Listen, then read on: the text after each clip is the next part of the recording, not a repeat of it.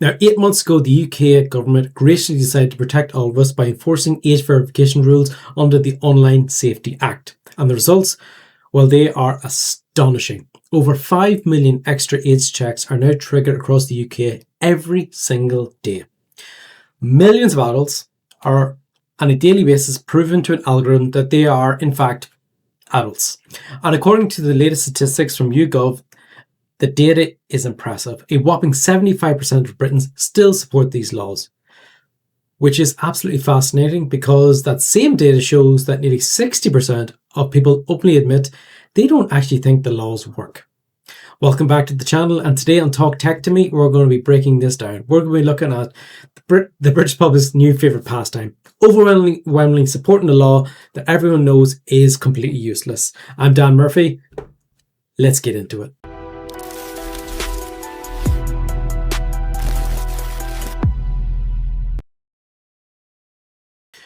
So let's talk numbers, shall we? Because the psychology here is truly a work of art. Right before the rules kicked in at the end of July, 80% of people supported mandatory age checks for adult content. Then the law actually happened and people had to start uploading their driver licenses and their passports, and support dipped down to 69%. But now, 8 months later, it's bounced right back up to 75%. People love it. And they love the idea of it also. Except only 28% of adults actually think these checks stop teenagers from accessing restricted content online. Now, let me repeat that for the people in the back row. 3/4 of the country thinks this law is brilliant, but less than 1/3 think it actually does anything, which is kind of bizarre when you think about it. Even among the people who supported this law, 54% of them actually and openly admitted, yeah, kids are definitely getting around this. It's the ultimate British attitude of, is it annoying? Yes. Does it work? No. Shall we keep doing it anyway? Absolutely. Now, let's talk boomers versus Gen Z. If you're not sure which category you're in, there's a graphic on screen now.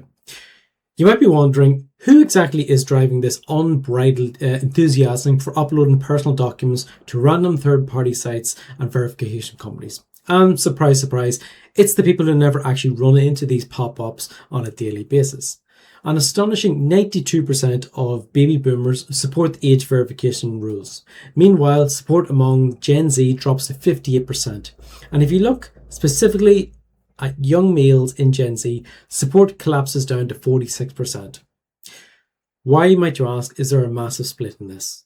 Well, maybe it's because 67% of Gen Z men actually encounter these restriction screens in their daily lives, compared to an almost nobody in older demographics. So, as it turns out, it's remarkably easy to support a digital wall when you're not the one constantly being asked to show your password just to enter the building. Shocking as it may sound, I know that's the truth. So what happened the second these laws took effect? Did teenagers all across the UK quietly put down their smartphones and go read a classic novel like Dickens? No. They downloaded VPNs. The moment the enforcement law hit, traffic to adult sites absolutely plummeted briefly.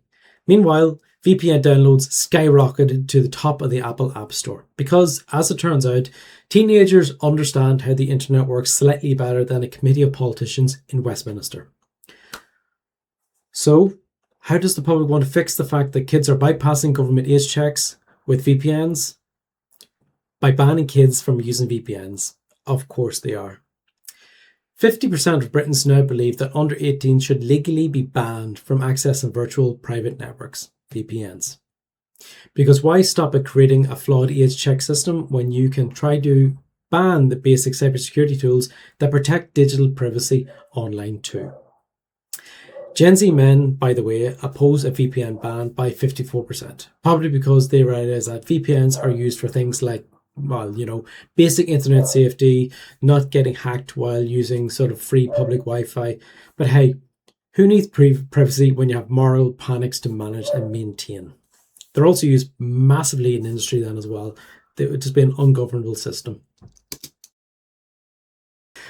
So what could possibly go wrong with our data? Finally, my absolute favorite part of this entire saga is the data privacy angle. Now, 61% of adults say they're worried that all these mandatory age checks will lead to their personal data being compromised or even linked online. And that's a genuine concern.